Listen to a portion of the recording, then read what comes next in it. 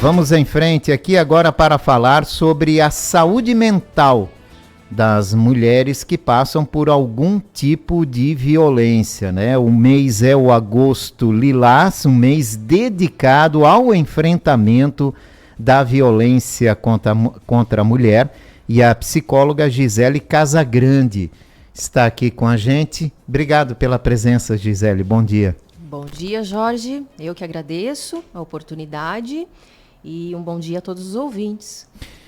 Para a gente começar falando, Gisele, os impactos psicológicos da violência contra uma mulher. Uma mulher que passa por algum tipo de violência, ela tem a sua vida impactada psicologicamente? Sim, totalmente, né? A violência, ela é comparada como uma epidemia, né? Uma epidemia invisível, porque ela vem sendo transmitida de geração em geração. Isso começa na criação, né? Por exemplo, os filhos começam a ver como é que os homens se comportam em relação às mulheres, e esses comportamentos eles são propagados para as próximas gerações. Inclusive os comportamentos agressivos, violentos em relação às mulheres, né? Sabe-se que muitos dos filhos eles presenciam várias situações de agressão, né? Então, os impactos da violência contra a mulher, eles afetam não só a mulher, mas também a vida dos familiares, dos filhos principalmente, né? Porque os filhos eles acabam ficando com um sentimento de que eles precisam defender, né, as mães ou os familiares de alguma forma, e eles acabam assumindo um papel que muitas vezes não lhes cabe, né? Então é muito pesado para os familiares. Mas os impactos sobre a vida da mulher são de forma geral, são na vida econômica, são no trabalho, porque geralmente as mulheres elas são privadas pelos seus companheiros no sentido de deixarem de ter uma vida social. Elas deixam de ter um trabalho, elas acabam deixando de lado muitas das coisas que são próprias. Elas acabam fazendo a vontade desse homem, né, que pratica essa violência. Culturalmente falando, né, existem mulheres, por exemplo, que nasceram em ambientes agressivos, né, cresceram em ambientes agressivos e acabam entendendo que isso é assim mesmo, se conformando e vivendo isso no resto da vida sem tomar uma atitude, sem conseguir enxergar que é possível tomar uma atitude e sair daquele mundo agressivo? Sim, sim. E isso é um fator psicológico que bloqueia essa mulher, digamos assim, para enxergar tudo? Sim, porque a educação ela é a referência de todos nós, né? A nossa educação de quando éramos crianças. Então, a mulher que conviveu num ambiente com situações de agressividade, de violência, onde sofreu muitas humilhações, onde conviveu com pais dependentes químicos, né, alcoólatras, geralmente que isso altera muito o comportamento dessas pessoas, essas mulheres elas passam a crescer com a impressão de que elas não merecem ser amadas, né? Ou esse sentimento de amor ele vem enviesado. Existem distorções cognitivas em relação ao amor e como o amor ele é manifestado dentro do convívio familiar. Há uma confusão aí de sentimentos. Sim, exatamente. E isso, principalmente dentro da psicologia cognitivo-comportamental, entende-se que essa mulher ela nutre muitos pensamentos negativos a respeito de si mesma. Eu não sou capaz, eu não tenho valor, eu não mereço ser amada, né? Então, são pensamentos desse nível que essas mulheres que vivem em ambientes marcados pela violência carregam por toda a vida. Talvez elas não tenham tanta clareza disso, né? A ponto de pensar assim, eu não mereço ser amada. Mas as atitudes, os comportamentos, eles denunciam esse tipo de pensamento. É possível, doutora, uma mulher que passa por uma situação dessa, passar isso para o filho, por exemplo, né? Estou aqui abrindo uma porta para a gente conversar, entender um pouquinho mais por que essa violência não sossega, né? Sim. É possível ela passar e não enxergar no filho, né? Ou não entender que a educação do filho dela correta pode tornar ele igual o marido dela no futuro, num relacionamento? Sim. Existem até pesquisas que demonstram que filhos de pais agressivos têm uma maior tendência, isso não é regra, né, mas tem uma maior probabilidade de replicarem esses comportamentos com suas companheiras no futuro. Tá? Então, isso é uma coisa que é conhecida. É um modelo de vida que passa para frente. Sim, porque esses filhos, esses meninos, eles vão ver como o pai tratou a mãe, né? Então, existe uma hierarquia. Para uma criança que assiste esse tipo de situação, ela vai entender o quê? Que mulheres têm que ser tratadas como o pai tratou a mãe. Mesmo que o filho, lá, quando for adulto, tenha mais esclarecimento e se faça questionamentos de que o jeito que o pai tratou a mãe era errado, existe uma memória inconsciente. E é essa memória inconsciente que pode desencadear comportamentos compulsivos, né? Mais tarde, desvios de conduta. Né? E uma questão muito importante, Jorge, acho que é importante falar sobre isso também, muitas mulheres que sofrem a agressão, elas sentem vergonha, né, dessa situação. Então, dificilmente elas buscam ajuda. Então, geralmente essas situações elas vão se perpetuando, vão se reproduzindo cada vez mais dentro dessa família, sem que se encontre um jeito de sair disso, de quebrar isso. Quais são os reflexos psicológicos, por exemplo, né, de uma mulher que vive num ambiente de agressões, né, mas que não tem coragem de pedir ajuda ou desconhecimento sobre isso, né? Sim. Ela vai ter uma vida submissa sempre? A tendência é essa, porque isso já está internalizado na mulher.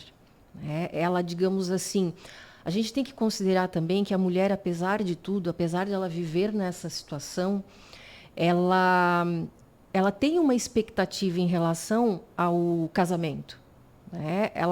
Ninguém casa para separar, né, Jorge? Então, existe uma expectativa dessa mulher em manter esse relacionamento, seja por conta dos filhos, né? Seja porque ela valoriza essa questão da união, né, de ter um companheiro.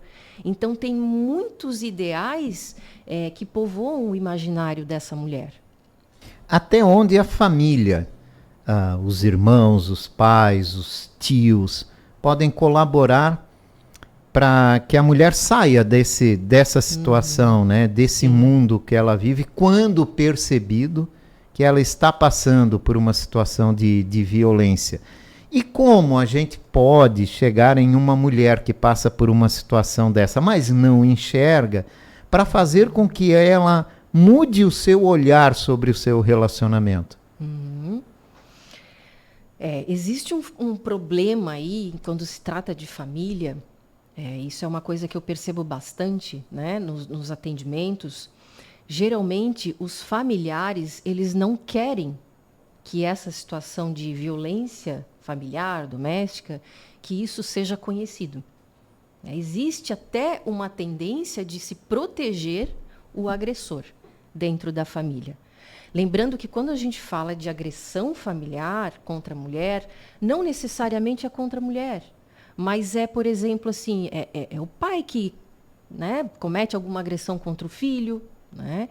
Então, são vários tipos de violência dentro dessa família.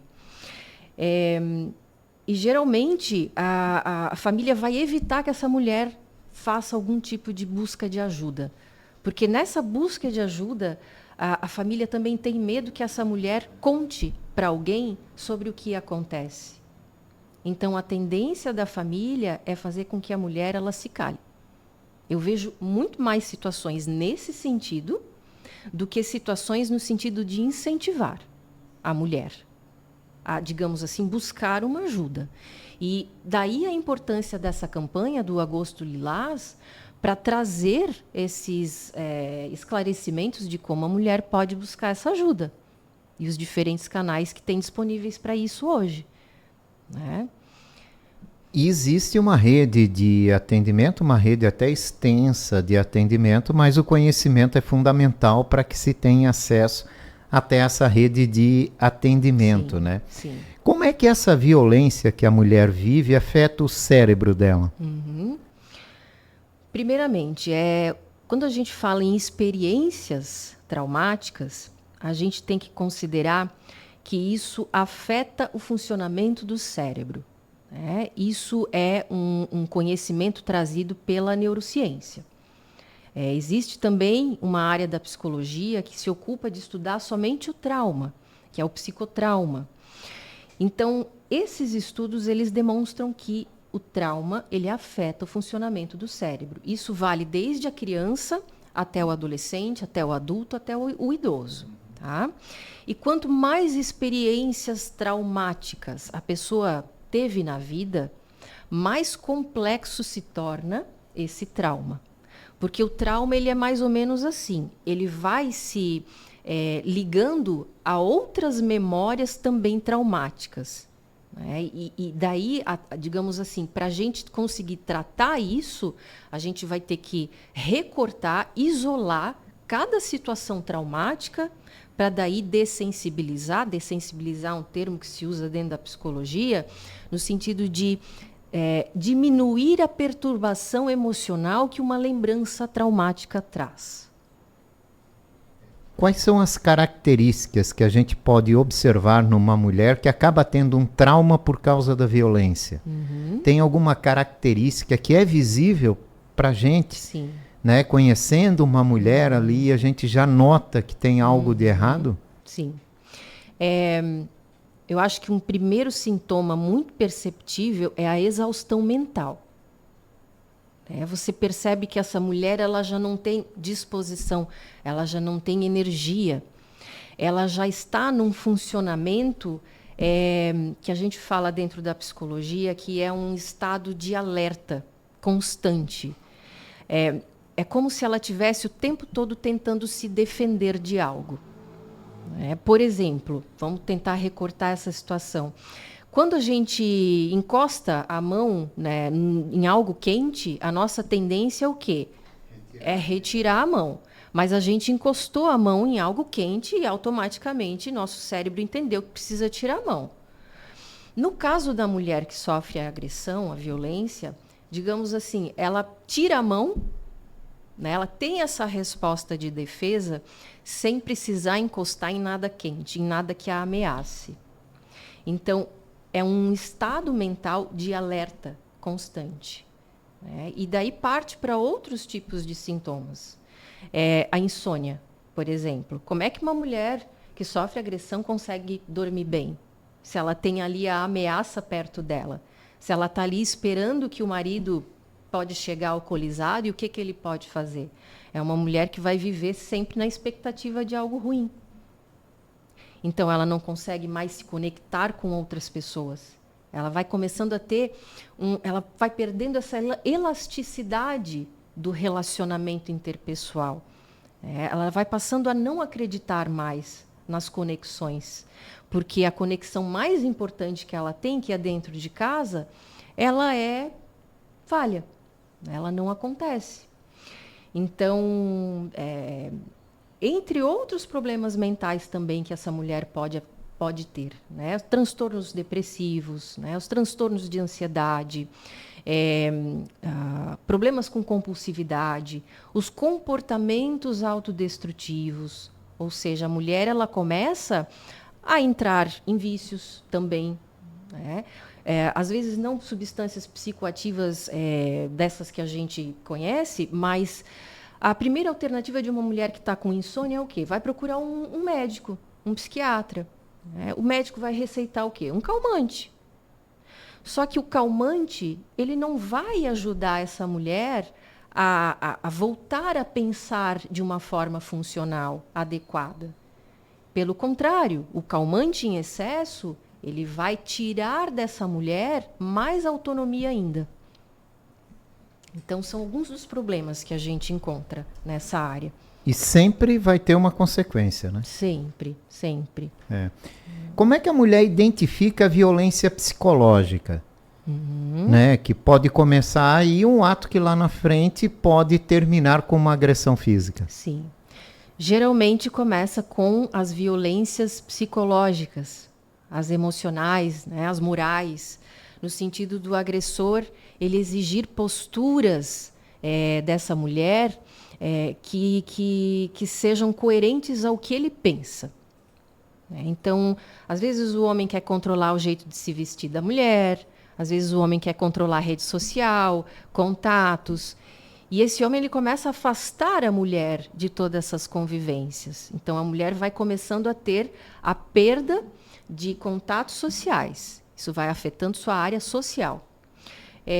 Uma outra situação também, há homens que fazem com que a mulher dependa financeiramente deles, para que também seja mais uma forma de manter essa mulher no domínio, no controle. E isso tudo vai criando situações para que essa mulher não consiga sair desse ciclo. Então, a agressão física, geralmente, ela vai ser a ponta do iceberg. Ela vai ser o extremo da violência. Mas a violência ela sempre vai começar já com essas manifestações de chantagem psicológica, né? Entre outras também. Como é que no início de um relacionamento, agora falando para adolescentes, meninas, né, que o sonho da maioria é ter um relacionamento agradável, né, que a dois se conquiste os sonhos e por aí afora. Sim. Mas às vezes a gente pode se enganar com as pessoas, né? E que sinais é importante, né, no início de um relacionamento ficar atento, né, para saber para que caminho isso pode conduzir para não chegar numa situação como essa, né? Sim.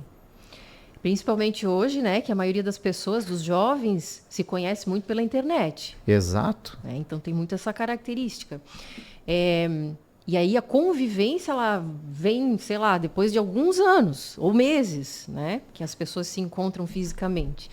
Mas eu acho assim que há demonstrações, principalmente de violência psicológica, no comportamento desse parceiro. Então, começa a demonstrar muito ciúme, já é um mau indicativo. Já tem que ficar atento, ligar o alerta. Atento, né? Não é saudável. Começa a querer regular muito a vida social da mulher, ou querer impor algumas condições que são muito extremas, também é outro sinal de alerta. Tá? Começar a querer, digamos assim, determinar o que a mulher tem que fazer, o que ela tem que trabalhar, com o que ela tem que trabalhar,